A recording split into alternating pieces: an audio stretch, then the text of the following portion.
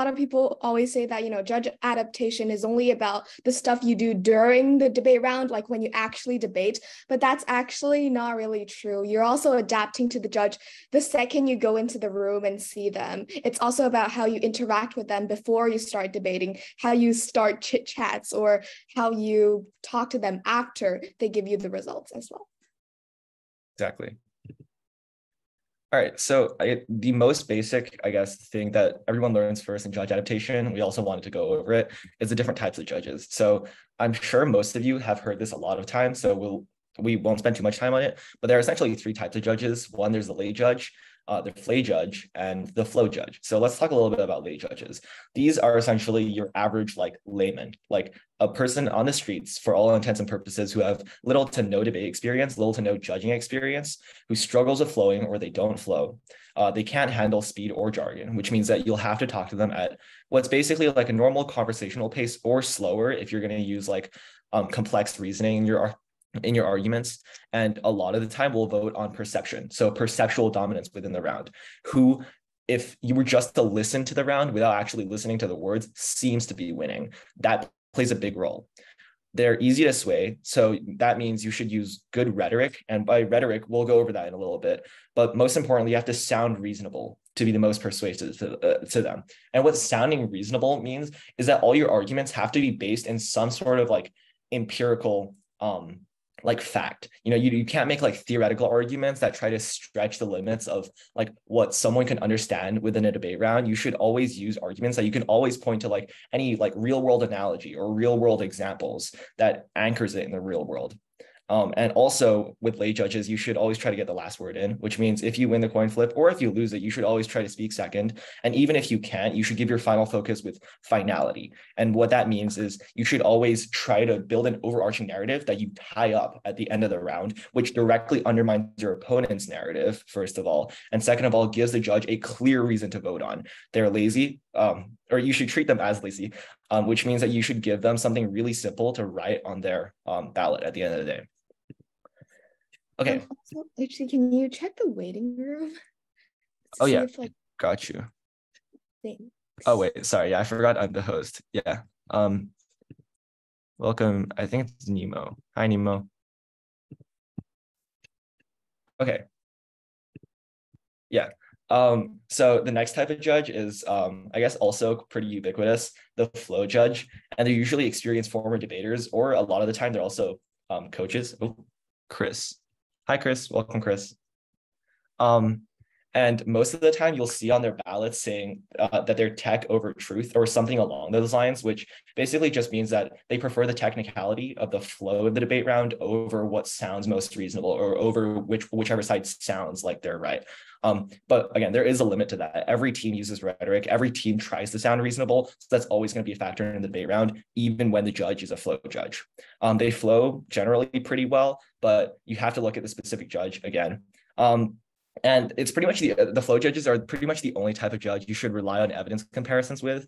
So what that means is throughout the round, you can read things like evidence indites, where if you find their author has some sort of flaw or their card has some sort of flaw to it, you can read a card that says that, or you can base your weighing on whichever side's evidence is more empirical or whichever side's evidence has a logical edge over the other one. But contrary to popular belief, flow judges are not always reliably objective. They They know enough about debate to have their own idea about how debate should work, which means that you should always look to their paradigm and try to follow their preferences for round conduct and the flow, even if it gets annoying for you. So there's still a level of adaptation that you need for even the most technical judge. And finally, there's the flays. In my experience, definitely the most elusive and hard to win type of judge. They're sort of like a midpoint between lays and flows. A lot of the time, they'll be an expert on the topic. Say you're debating about, I don't know, Arctic policy. They might be a scientist researching like oil under the Arctic ice caps or something like that. Or someone who thinks they're a topic expert. So usually a college student, or they're a hired judge, or they're former MUN or BP debaters. So like I said, they're the most elusive type of judge. They're very prone to judge intervention because they think they know more about the debate than you do, but they may or may not actually know more about the debate than you do. And so the best way to win with a flay judge is to be very logically sound and to make very intuitive, truthful arguments. So you should always be very rigorous, especially with flay judges in your research, to the point where you personally believe that your argument is true. And these flow judges are able to flow, which means that they are able to make decisions based on the substance over style, but your substance has to be very reasonable and persuasive. Like I said, no matter how good your substance is, if it doesn't sound reasonable to a person who doesn't know debate, then it's not good substance to a flay judge. Yeah, and I just want to add one thing. Like I had a personal experience of like one flagist was judging me and I was debating a topic on cryptocurrency and I was trying to explain something about terrorism and cryptocurrency, and the judge that I had was someone who majored in something related to terrorism. And when I was using a card that everybody in debate thought was so good and it was like pretty good, it was a pretty credible source, but then the judge was like, oh no, like I majored in terrorism, your card is just, nonsense. So like you need to keep in mind that sometimes like these judges don't usually relate to your experience and they don't relate to your prep materials. So you have to use your own way to try to like convince them. I'm sorry. Yeah, no, that's really good. Yeah, exactly. So a lot of the time, like Zona said, these judges are very prone to intervention. So they use their own expertise and try to project that onto the round. So it's always good to keep your arguments extremely like factually rigorous with flow judge or with flay judges. But one thing to keep in mind is that not every judge fits into a neat flow, flay, or lay category, right? You need to read their paradigms and be able to adapt to the specific judge that's judging your round. So here's a little bit about paradigm reading. So what a paradigm is essentially a document where the judge would put all of their debate experience and their preferences for round conduct onto paper, and you can read that and you can adapt accordingly. These are usually available via tab room. I think these days they're tabbing DLC tournaments, including nationals, via tab room. So that's definitely really helpful. You should always have a tab room account. And if you don't, I'm sure I'm sure everyone has a tab room account to be able to go to DLC nationals. Or sometimes if they have a WeChat group for the DLC tournament, they send like a docket of paradigms. So you should always be sure to read through those at least briefly before the tournament and read it carefully once you get your pairings and your judges. It gives you a really good gauge on the judge's preferences and background and allows you to adapt specifically to that judge, which, like I said, is extremely important. Some things to keep in mind. First, the judge might have in-round technical preferences. So for example, they might prefer you signpost during your speech, or they might prefer you give an off-time roadmap beforehand. And if you don't follow these preferences, then they might get annoyed at you, which at best could result in them like just being annoyed at you in the round, or at worst could result in them docking points or even losing the round or dropping you in the round. You have to keep these technical preferences in mind, even if it gets annoying for you. Also, a lot of DLC judges will have like filler in their paradigms. So a lot of the time they'll say like, oh, give me clash, or whoever persuades me on the best argument wins. But it's still important. And a lot of the time I feel like people get like kind of frustrated with reading these paradigms, but it is important still to read every paradigm that you come across carefully, because it's very important to understand the judge's background to be able to read what they might prefer in a round and also their actual technical preferences. Okay, so I think we can do a little bit or like a little activity, right, Sally? Okay, yeah. So the activity is this. So we'll show different paradigms and you will tell us whether you think it's a lay, flay, or a flow paradigm. Remember, there's no true right answer. Or someone can raise their hand to share why they gave the answer they did. Then we'll give our rationale for why we gave our answer for like whether this paradigm is what type of judge this is. So you can just shout your answers out in the chat if you all want to. So the first paradigm, this is kind of long actually, but yeah. The first paradigm is, so these are all DLC paradigms from like a tournament that they held in the spring. So we'll give you all a little bit of time to just read through it. And when you're ready, you can give your answer in the chat.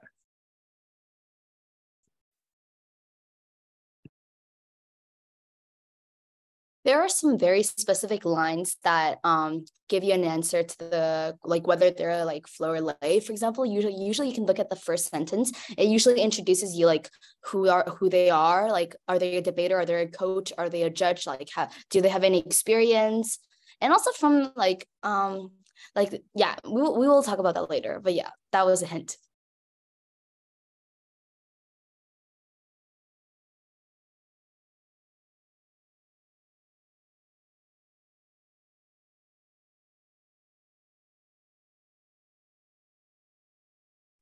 So the first person, Joy in the chat, said it's a flay paradigm. So thank you, Joy.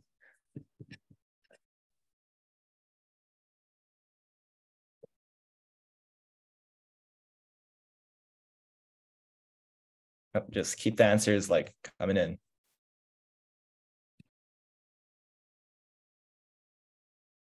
Isabel said flay. Justine said flay. Flay. So everyone seems to be okay. We'll give it a little bit more time.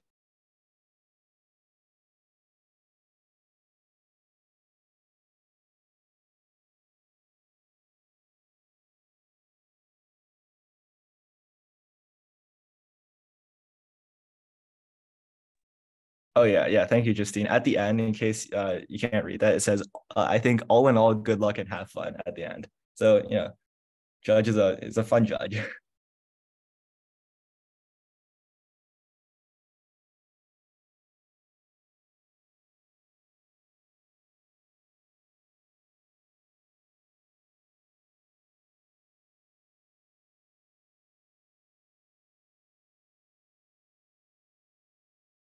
Okay, that's probably, yeah. Okay, so I think some people started realizing who this is. Yeah, that's Alan. I didn't ask him for permission to use his paradigm, but it's okay. But yeah, I think that's all the answers that we're gonna get. But it seems to be split between flay and flow. Does anyone want to give a rationale as to why they thought it was a flay paradigm?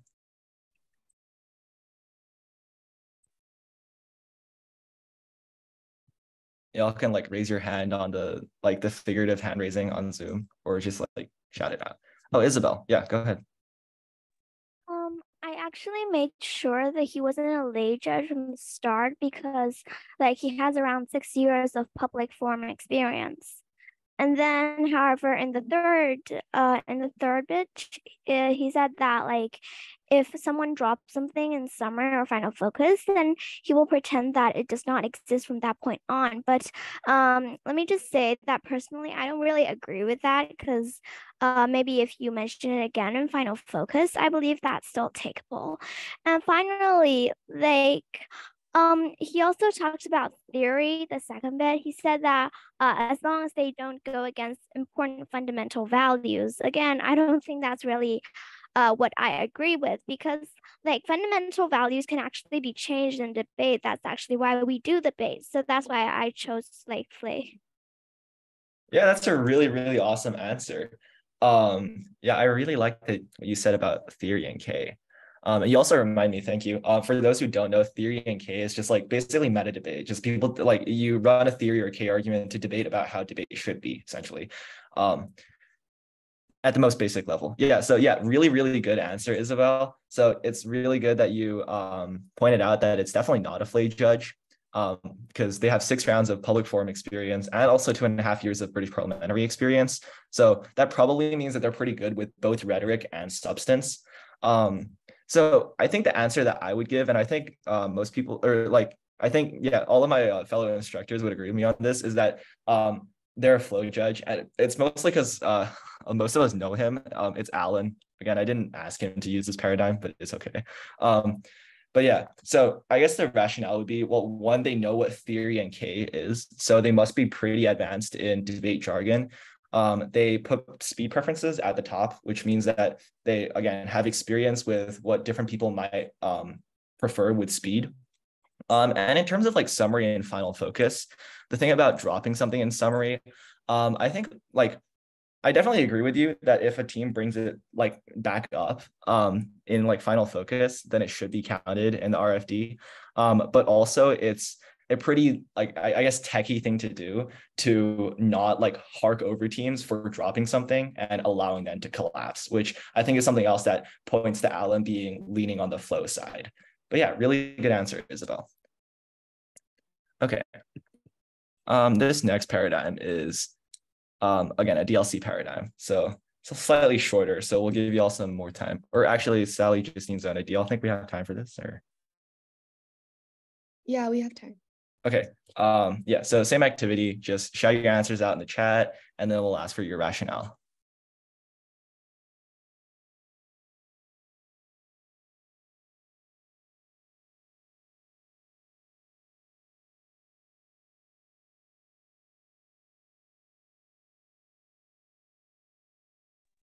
Isabella says flay.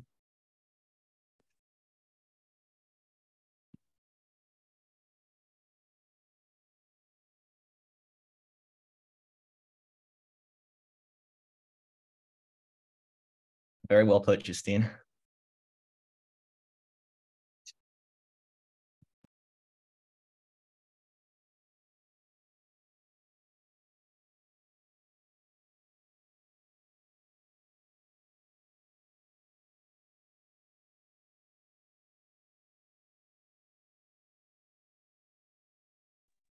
A lay that looks like a flay, yeah.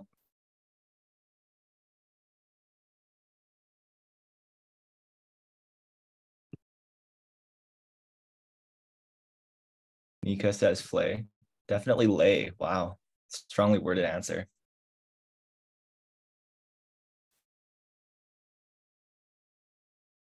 Okay, so just keep the answers rolling in while I talk. Or well, I guess someone else talks actually. Does anyone have like a rationale for why they gave the answers that they did? Just like do the again, the Zoom figurative and hand raising. Oh, Joy. Go ahead, Joy.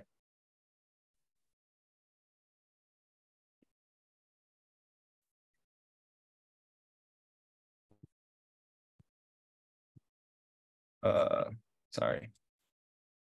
Wait, Joy, are you I see your mic is on, but I can't hear you. If not, you can just type in the chat as well. Yeah.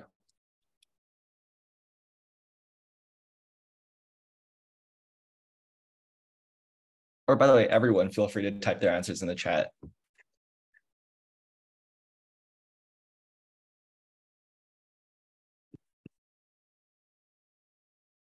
Okay, so Joyce says that they have a lot of judging experience and have been judging. Oh, yeah, a lot of experience, which makes them flay.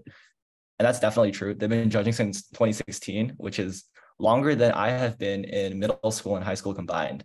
So yeah, definitely. So a lot of experience is definitely something that points towards them not being a complete layman and not a complete lay. So they probably have some understanding of how the technical aspects of debate works. But they don't give a ton, and this might just be like a flow judge getting kind of lazy. Like I can definitely get that. But they don't give a ton of details as to the technical aspects of debate, which kind of demonstrates that they don't really care or they don't have an understanding of those kinds of debate. And like Justine said, yeah, if a judge says you have to point out the flaws in logic, that kind of seems like just a facet of what debate inherently is, which kind of demonstrates that they're not super tech. So Isabella says that they do judge a lot of debates, but doesn't have experience as a debater. And judging mainly on clashes just doesn't work out. So yeah, that's one really big important tip actually for everyone. Thank you, Isabella. If a judge says that they focus on clashes in debate, that's not a super good sign that they're a flow judge, because what a flow judge would generally do and what they would give their preferences for is they would actually flow the round and then pick out all the nuances on the flow and form a decision from that instead of just like scoring clashes. So I would agree personally that this is a flow judge just on their experience, but also their lack of the understanding of the technical aspects of debate. But yeah, so that could be somewhere in between lay and flay, and you should adapt accordingly because, like I said, not all judges fit into really neat categories. Okay, so on that note, let's talk a little bit more specifically about the different types of judges beyond just that singular like linear axis. So a lot of judges that you'll see are former debaters, and you could split these sort of down two categories. One, there's the younger debaters, so like college kids that maybe just graduated like 2 years ago. They're generally good with speed, so they prefer reasonable rates, which means that most of them you still shouldn't directly spread with. In fact, I don't think you should spread in general in PF. And they understand and they love weighing. and they vote off the flow. So content, not presentation. But everyone, again, uses some degree of presentation. Even as I'm talking right now, I'm using my hand, which means that presentation is still important. It's just not as important for these judges as the content of the round, and they can actually see through the presentation. But that's not a reason to just, like show up, like, I don't know, without having showered and like, I don't know, like a 5,000 word case. Also, the other, I guess, denomination of former debaters are older debaters. So maybe they debated during like the 2000s or the 90s, maybe even the 80s. They debated when narrative was very important. So you need to tell a story throughout the round, and they're most likely to vote on big impacts that are reasonable. So it says here that on the slideshow that they vote on things like climate change, or I guess like on that note, like nuclear war as well. But you have to have a very reasonable, fact-based, empirical, and persuasive way to reach that impact that doesn't stretch like the theoretical limits of what you can understand. And with these debaters, even if they can see through the presentation and into the substance, perceptual dominance definitely matters, because they will try to intentionally look past the flow and look to whichever side is the better speaker. And you can agree or disagree with that philosophy, but it's just the way they work, and you have to adapt to that. Yeah, and also, what they all say, former debaters like to see their younger selves in the contestants. Most people don't admit it, but I feel like it's very true. People look for the younger versions of them when they were debating. So with former debaters, you can also ask them more like specific questions before the round. Like, would you go for high impact, low probability impacts or something? You can ask them more specifically about their preferences. Yeah. And there's, we'll actually have a section on post-rounding as well, and asking the judges for their preferences in that way. So yeah, it is really important to have dialogue with the judge before and after the round as well. And okay, so other former debaters. So there's coaches. So they probably did debate a lot earlier. They're pretty rare though, at least on the DLC circuit, maybe in the 80s or the 90s or even the 70s. And they lie and say that they're a flow. That's probably not true. They will flow the round, but it's more important to win on narrative extension. So you have to tell a story again throughout the round, especially in the second half speeches, and weighing goes along with that. But you need to tell a story over everything else, and their truth over tech, which means that even if they can go to the substance needs to be reasonable, and it needs to be presented in a way that gives you perceptual dominance over the round and make you sound reasonable and credible. And then there's world schools and BP kids. So they're like a very diverse bunch, but generally, they care about you speaking like a politician. So give them perceptual dominance, give them credibility in your presentation. You need to extend your narrative. So before the round, decide on a central position or a central story that you want to tell, and tell it throughout the round while projecting it onto your flow. So it's not just the flow debate. You're not just trying to win an argument on the most logical level. You're also trying to tell a story in the process, which is generally how world schools and BP works as well. And then there's higher judging. So beyond just former debaters, in China, these judges are usually Flay leaning lay. So the second paradigm that we analyzed just now, that's a classic example of higher judging in China. They're generally like college kids that the DLC hired to do judging. And they're really, really common. Like maybe 70 to 80% of the paradigms that you see on Tab Room in a DLC tournament are higher judges. So because they're college students, they're generally pretty knowledgeable and up to date on how a debate might go, or on like the contents of your average debate round, but they are definitely not as knowledgeable on the topic as you are, because you did the research, but they think that they are, which means that they're very prone to intervention. So like the classic Flay judge, you have to be reasonable, and your arguments have to be very empirically rigorous. And not only that, you have to make it sound like it as well.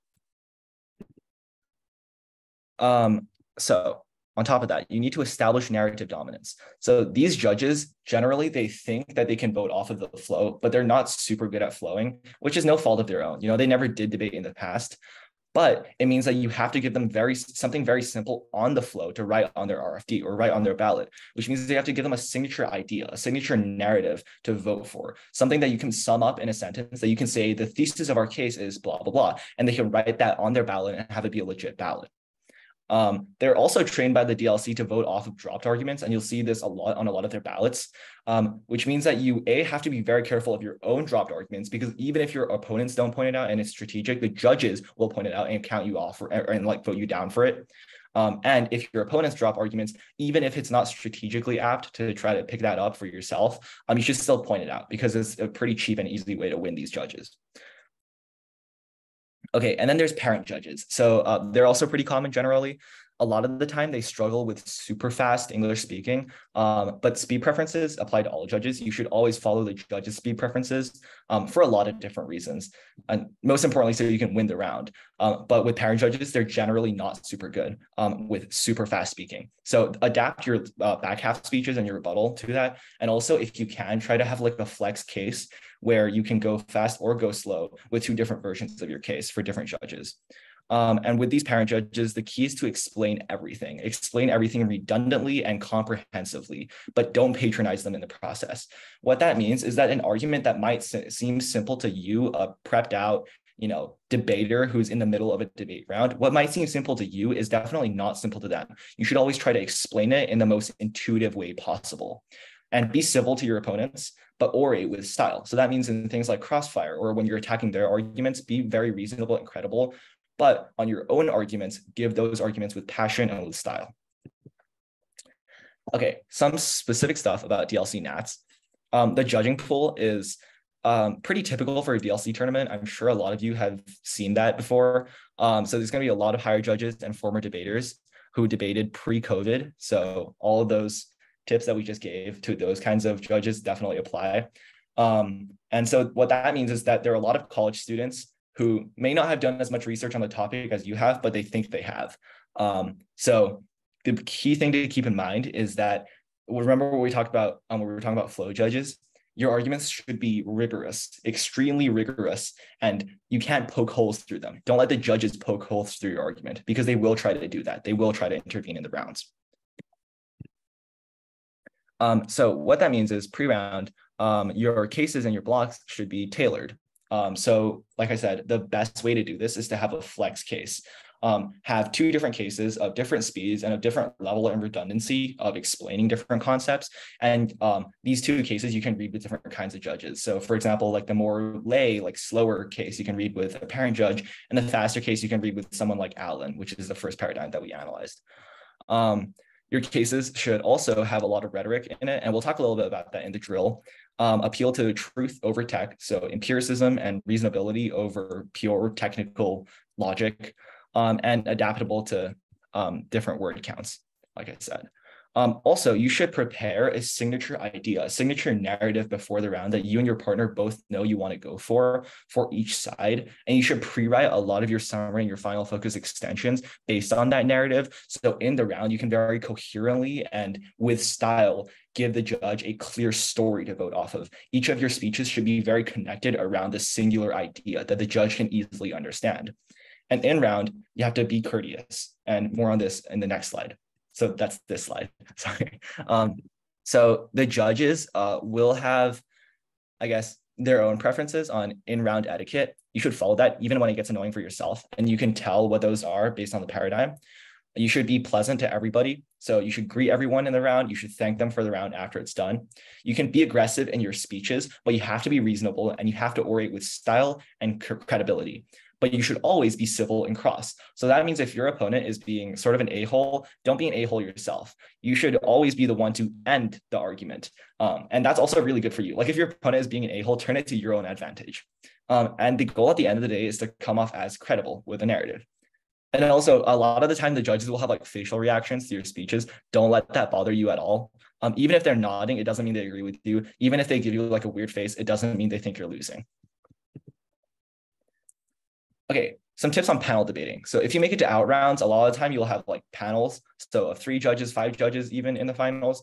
And if these like panels are diverse, so they have like say like 2 flow judges and a flay judge and a lay judge, you should try to adapt to that. So a couple of different ways to go about this. One, you could go slow but cover the flow. So try to win the round on a flow level, on an argumentative level, but at the same time give that with presentation. But that doesn't work all the time. So sometimes if say you're facing a really good opponent who are planning to I don't know, like go really slow and appeal to the lay judges, you can try to do the same. Say there's a lay judge, so say there's a flow judge in your round and then 2 lays, you can just kick the flow judge if you want and just appeal to those lays. But that's pretty risky because if you lose one of those lays, then you're pretty much losing the round.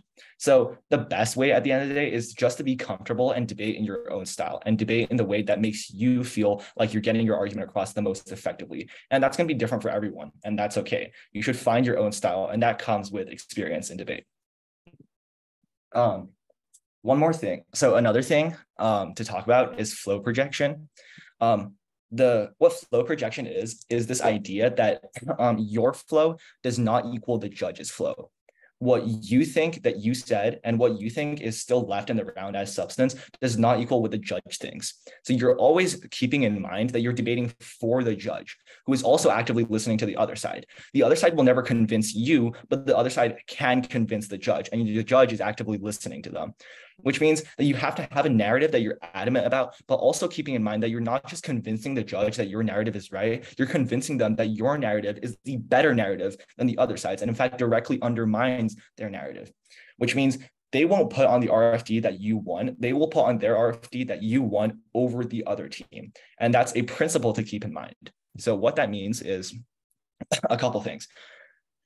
Sorry, give me a sec.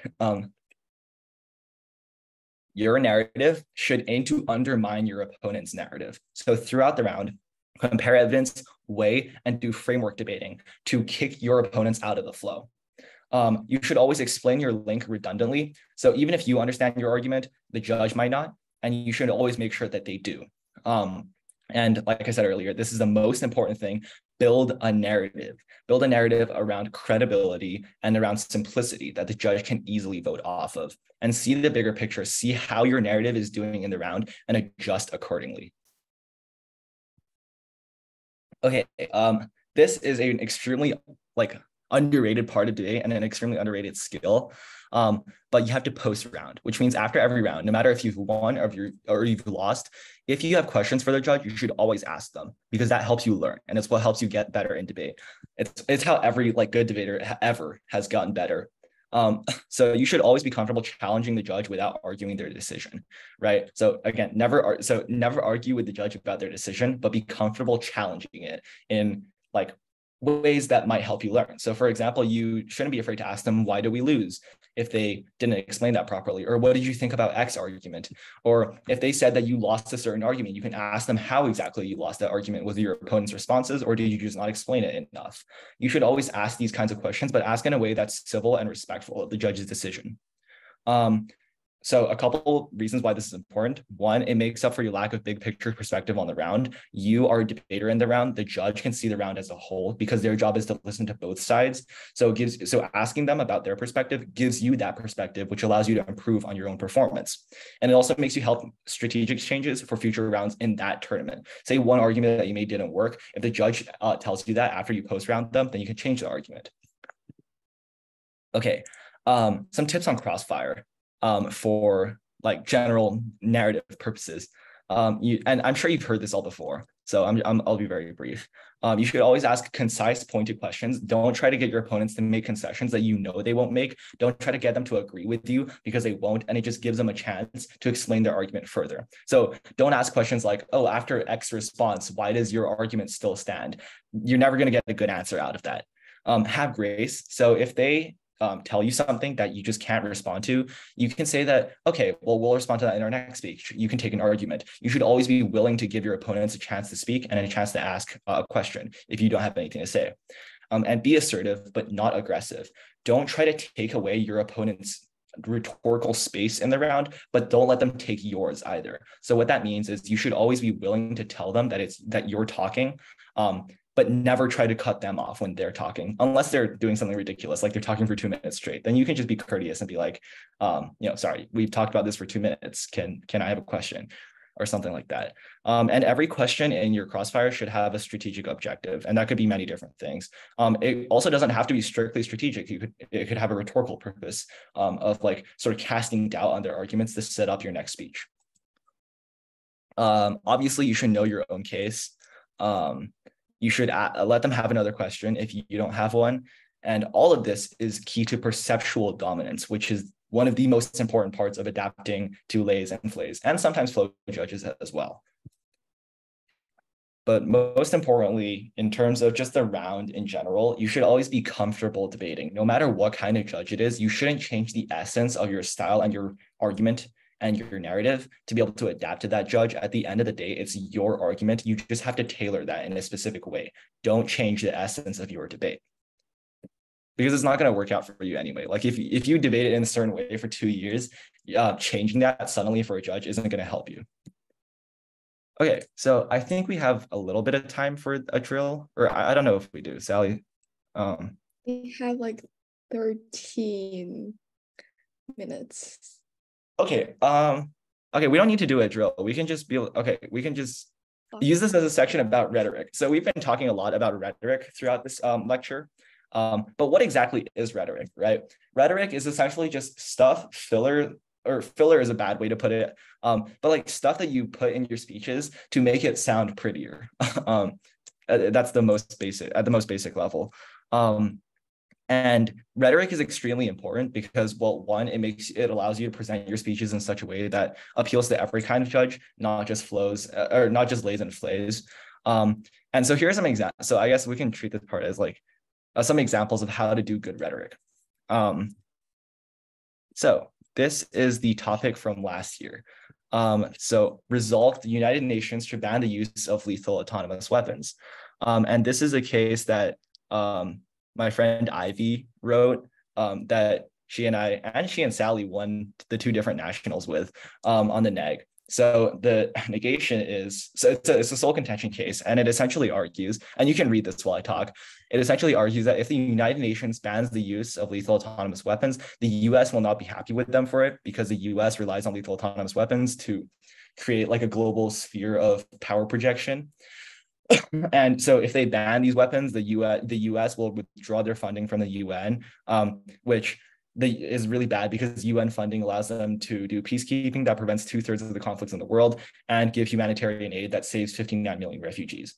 And so this is a pretty technical case that doesn't really speak to whether or not lethal autonomous weapons are morally good or bad, which means that it's really important to provide this case with a good narrative, lest it just be boring and the judge vote off of the fact that it's boring. And so here's the narrative extensions, or not extensions, like here's the rhetoric that I wrote like last week, because we didn't have any rhetoric on the actual case.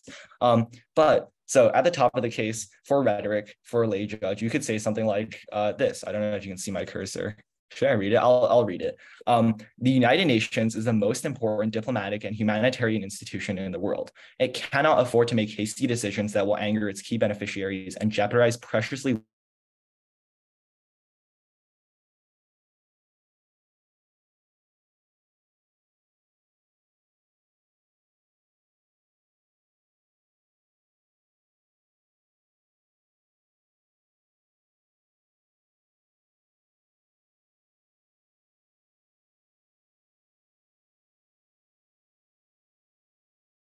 a lot of different purposes, while simultaneously telling the judge that you're a good speaker. That really helps you establish perceptual dominance and really gives the judge a signature reason to vote off of you, to vote off of for you.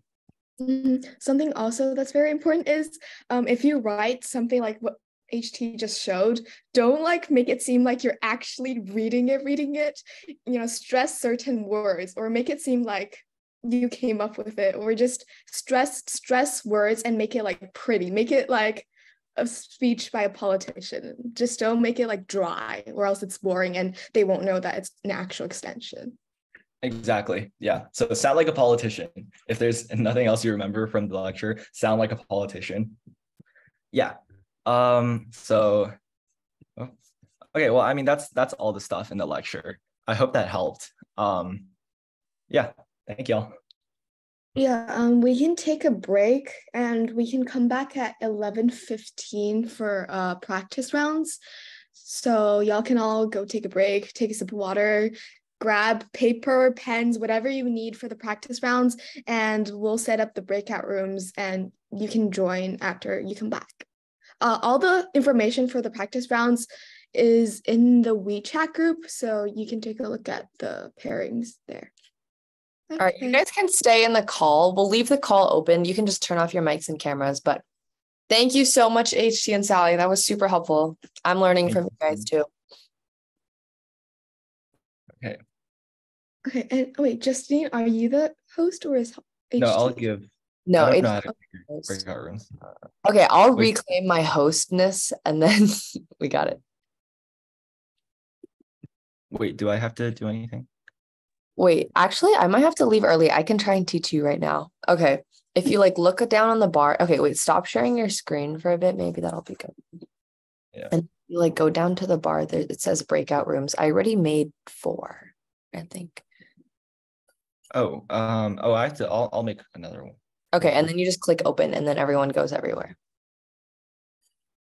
Oh wait, no, it's telling me that I need to create another 4. Like it said, like create 2 breakout rooms, and then should I? Oh, okay. But yeah, it's pretty easy to navigate. Are you good with it?